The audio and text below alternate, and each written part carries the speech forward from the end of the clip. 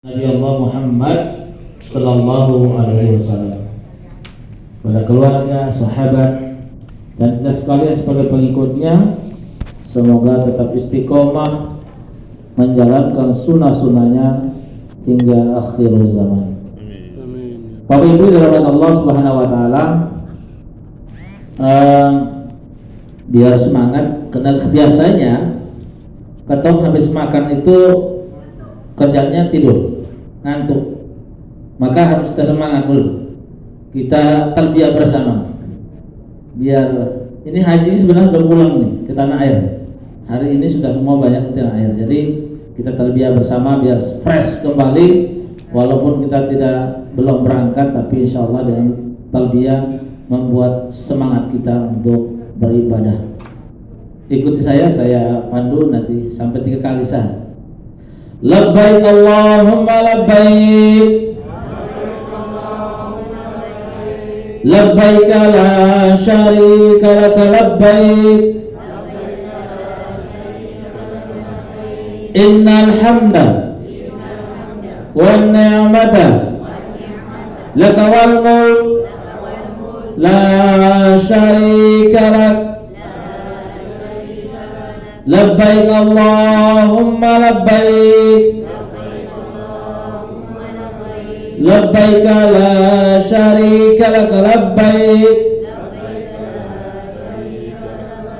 innal hamda wan ni'mata laka wal mulk la syarika lak. Labbaik Allahumma labbaik, labbaik la syarika laka labbaik, innal hamda wan ni'mata laka wal mulk la syarika lak. Alhamdulillah, kalau kita sebut ini labbaik Allahumma labbaik, atau hati pasti gemetar. Saya nggak mampu untuk ini, karena memang sekali lagi ibadah lain yang unik. Mengapa unik? Karena setiap hamba Allah akan menghadir menuju Baitullah Ka'bah di Makkah, maka hatinya akan bergetar melihat rumah tua di tengah-tengah, dilingkari oleh sejuta umat mengelilingi rumah tua. Ka'bah itu rumah tua, dengan dipasang di sudut batu hajar aswad, namanya batu hitam, dan semua orang berbondong-bondong untuk menghadap memenuhi panggilan Allah. Maka kalimat labbaik Allahumma labbaik, labbaik la syarika laka labbaik, kita penuh serah semua kepada, tidak ada syirkah, tidak ada lagi sekutu baginya, maka serah penuh kepada Allah. Ini adalah haji. Maka orang lihat pertama kali masuk pintu Baitul melalui Babu Salam maupun Babu Ali, pasti dia meneteskan air mata tanpa diperintah oleh siapapun. Hanya Allah yang mulai itu. Ya, ini sudah pernah umroh pasti dia tahu. Dia sudah pernah haji pasti dia tahu. Tanpa disuruh kau menangis, tapi dia akan turun air mata tanpa diperintah. Tapi memang itulah. Hanya orang-orang yang hatinya mati mungkin lihat Ka'bah tidak menangis, air matanya tidak jatuh. Maka rindulah kepada Ka'bah yang mengucap kalimat labbaik Allahumma labbaik, labbaik la syarika laka labbaik, innal hamda wa ni'mata laka wal mulk la syarika lak. Itu intinya. Undangan langsung dari Allah. Kita diundang, tamu Allah. Juyufullah, juyufur rahman, tamu Allah yang dicintai oleh Allah. Hari ini kita belum bangun, khusus bapak-bapak yang belum berangkat. Itulah memang ujian yang akan saya sampaikan.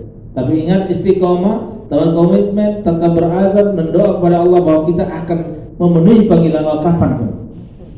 Karena bapak mama ini sudah ada SIM, sudah ada tiket, tinggal jalankan. Tapi kita mohon kepada Allah, semoga bapak ini tetap berlalu cepat diangkat oleh Allah Subhanahu Wa Taala, sehingga undangan ini bisa kita penuhi. Amin ya rabbal alamin. Baik Bapak Ibu yang rahmat Allah Subhanahu Wa Taala, materi saya hari ini materi inti sesungguhnya kaitan dengan tema yang ada di depan, sosialisasi keputusan Menteri Agama Republik Indonesia tahun 2000 nomor 660 tahun 2021. Materi ini sempat kami lakukan tanpa. Ini hari saya sampaikan bahwa pelaksanaan ini adalah perintah dan itu merupakan ada DIPA yang harus kami laksanakan. Sebenarnya kemarin kita sudah laksanakan, yang saya undang jamaah haji semua di Masjid Babu Nurul Jadid Kupang Timur. Alhamdulillah yang hadir beberapa orang, yang Bapak Kepala KUA penyuluh hadir semua. Alhamdulillah. Hari ini kami lakukan lagi karena memang atas perintah dari pusat sampai ke bawah. Kami harus lakukan. Jangan berpikir haji kami sudah jalan, sosialisasi terus. Ini pasti saya sudah berpikir. Sebelum saya undang itu kami rapat. Ini kalau kita undang-undang Ibu Maryam bilang mau masuk ke sini, pintu masuk pusing. Kenapa? Ini. Jadi begini. Ini lakukan ini tujuannya. Saya yakin kita sudah tahu. Yang hadir hari ini bahwa sudah batal. Logikanya kenapa sosialisasi lagi? Oh sudah batal. Haji ada saja batal kegiatannya. Ya Ustaz, pasti berpikir ini manusia. Saya pun berpikir begitu. Kenapa ya pemerintah kasih ketong lagi ini orang sudah berangkat? Kira saya undang jamaah haji datang ke Sonde. Benar, itu benar saya tanya itu. Sampai saya mau tempel di luar, selama datang Rizal jangan tempel, foto habis kan? Nanti masyarakat lihat ini kemudian sugi lagi. Sudah berangkat tulis selamat datang sosialisasi pembatalan haji. Maksudnya Rizal tempel habis selamat datang angkat itu sebagai laporan kita pusat. Tapi kegiatan tetap berjalan untuk sosialisasi. Itu wajib hukumnya. Maka kita kegiatannya ada di hotel. Saya anggap kabupaten kota mengadakan hari ini paling mewah dari seluruh sisi. Bukan saya sombong, memang saya hari ini.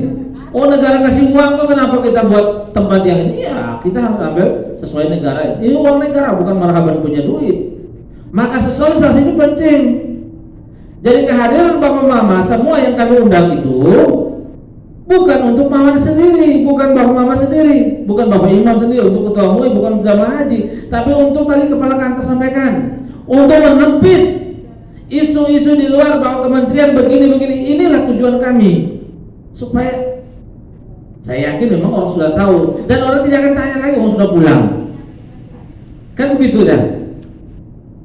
Tapi hari ini ada beberapa ilmu yang kita dapat, mengingatkan review lagi yang teman-teman yang jamaah haji kemarin kita sudah pramanasi, mungkin sebentar Pak Haji Abbas akan menyampaikan lagi supaya kita ingat lagi. Ilmu itu tidak bisa kita hanya sebatas belajar ya selesai, tidak. Tapi berulang-ulang itu akan dia menjadi cerdas dan dia akan lebih benar. Orang yang berilmu dan beriman itu kata orang beriman tanpa ilmu tidak beriman. Kenapa dia mau beriman bagaimana? Wong dia sholat tidak tahu. Ilmu dulu baru beriman ya. Oh yakin saya sholat yang tepat. Maka hari ini kita lakukan ini tujuannya adalah supaya Bapak Mama bisa menyampaikan apa yang kami sampaikan. Kepala KUA ada, penyuluh PNS, non PNS ada. Kami minta semua tujuannya apa? Supaya bisa menyampaikan kepada masyarakat kalau ada. Tapi jangan datang cari kau begini. Tidak, kalau ada yang tanya. Ya tahu paling tidak. Wih, kementeriannya suka mana kok? Menteri Agama ini aneh-aneh, masa haji dibatalkan? Haji kok bisa tidak berangkat? Indonesia tidak ada yang berangkat. Negara lain berangkat, kan begitu? Indonesia menteri ya bagaimana nih? Penyelenggara haji tidak betul ini. Kan begitu, pasti ya namanya manusia. Maka saya ingin menyampaikan haji tetap dilaksanakan. Haji kemarin sudah dilaksanakan, bukan batal. Hanya di Indonesia tidak diberangkatkan karena pintunya tidak di-close, tidak di-open oleh Arab Saudi. Karena apa? Kaitan dengan Ibu Dokter sampaikan tadi. Connect dia. Sehingga tidak berangkat kita karena ada masalah. Masalahnya problemnya apa? Adalah COVID-19 yang kita hadap sampai hari ini. Yang kota Kupang itu level 4. Mengapa Arab Saudi sekarang itu peristiwa COVID paling rendah? Dua kota yang paling rendah yang masuk tuh hanya cuma dua kota, Madinah dan Mekah, karena masyarakatnya sangat taat dengan aturan. Sholatnya jarak. Masuk lagi wah ini sudah bagaimana ini Islam ini? Kita di sini sholatnya jarak-jarak. Saya bilang di Mekah ya orang yang kita kiblatnya ke sana orang sholatnya jarak-jarak. Kan begitu. Nggak usah ini kita ada darurat itu. Nah, ini kaidah usul fikih mengatakan suatu yang darurat itu bisa dilakukan. Maka terjadinya Covid di Mekah sangat rendah. Walaupun ada konspirasi lain, wallahu a'lam bishawab, tetapi kita tetap yakin bahwa tujuan dan ikhtiar para pemerintah, ikhtiar dari pemerintah Arab Saudi supaya masyarakatnya tidak terinfeksi virus tersebut. Maka dia tutup semua pintu, tetapi semua masyarakat Indonesia bahkan masyarakat dunia yang WNI, yang mukimin yang tinggal di Mekah melaksanakan ibadah haji. Jadi, Islam ini sudah tidak ada haji nih. Ada haji tetap jalan. Kemarin kan Indonesia jalan. Di sana orang Indonesia yang ada di Mekah, bukan dari sini. Dari Pakistan jalan, yang ada di Mekah. Jadi di wilayah Arab dikasih jatah kita porsi masing-masing. Jadi masyarakat Arab tidak semua dia melaksanakan yang namanya haji. Dikasih kuota, orang Arab saja dikasih kuota, Pak. Tidak semua orang Arab pergi haji. Sana begitu, Pak. Mau normal tidak normal, orang Arab dikasih kuota. Dong kasih kuota juga. Kalau orang Arab turun semua, katong sudah dapat tempat. Kan begitu. Maka orang Arab dikasih kuota juga. Mau normal tidak normal tadi kemarin kan dia cuma 45.000. Dia 10.000 dari 65.000 kuota Arab Saudi itu sedikit, yang lebih banyak adalah mukimin. Kan 60 semua kan 60.000. Jadi 15.000-nya warga Arab Saudi, jadi 45-nya warga luar Arab yang mukimin. Dikasih Pak jatahnya.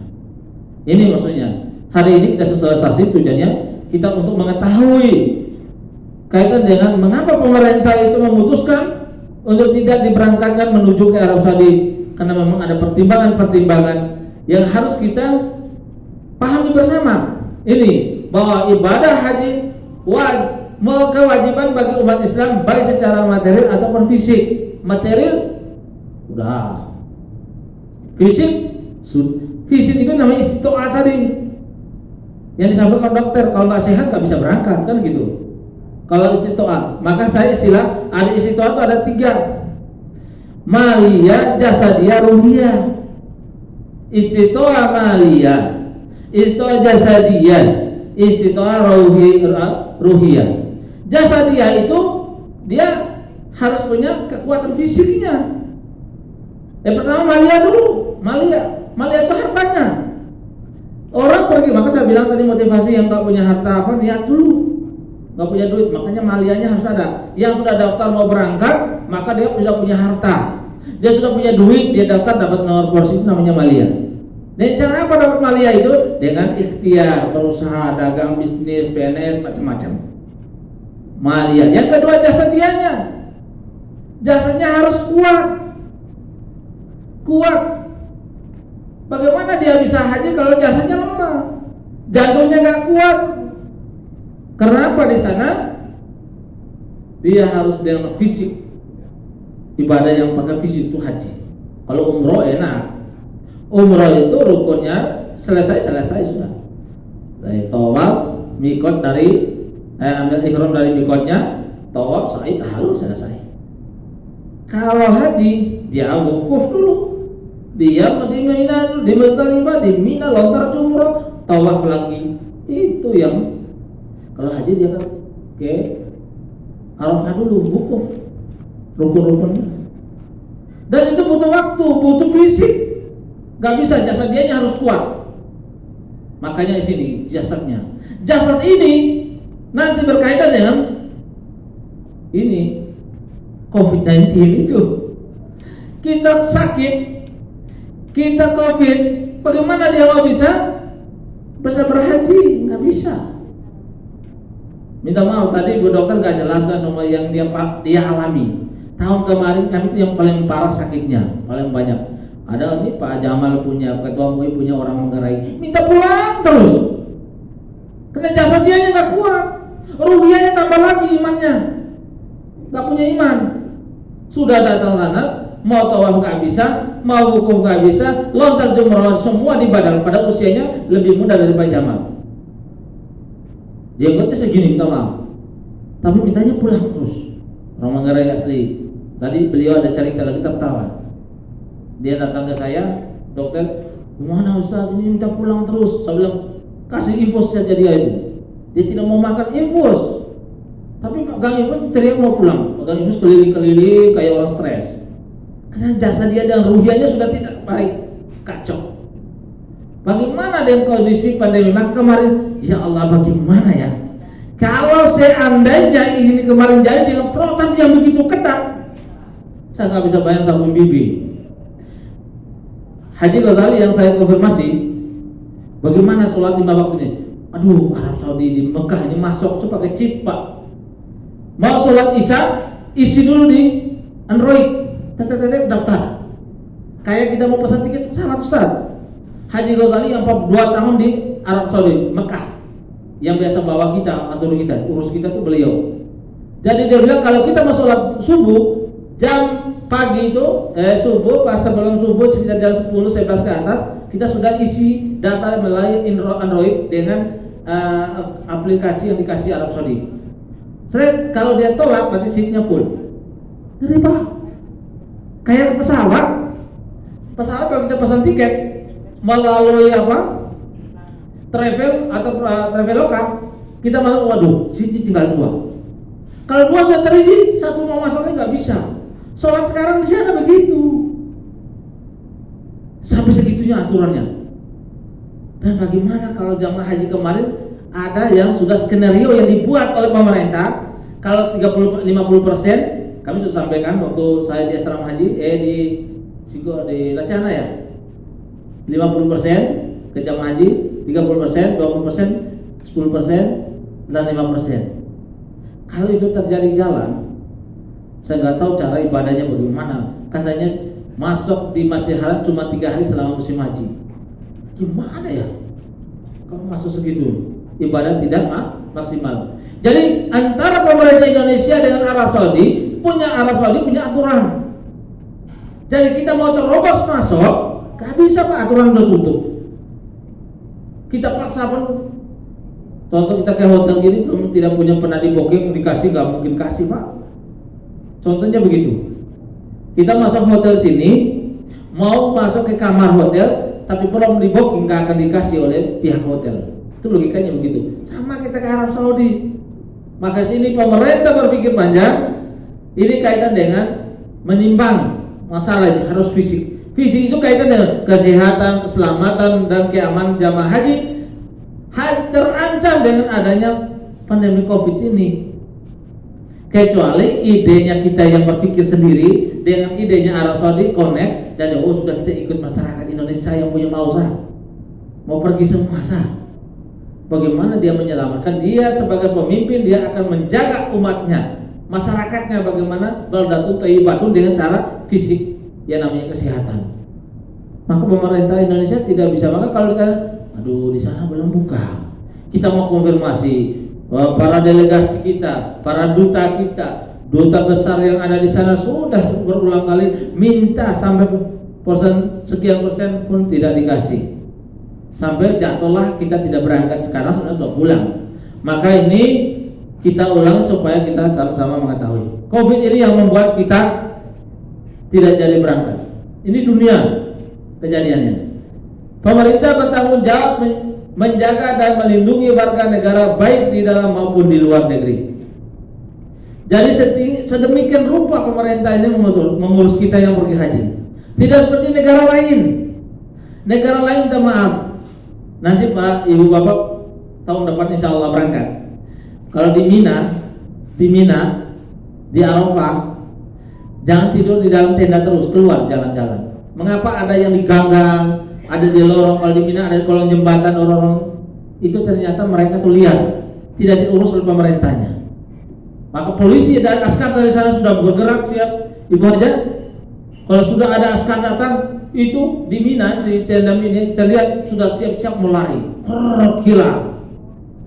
Indonesia itu atur mulai dari tempat WC sampai makan itu diatur oleh Indonesia. Pemerintah kita ini luar biasa.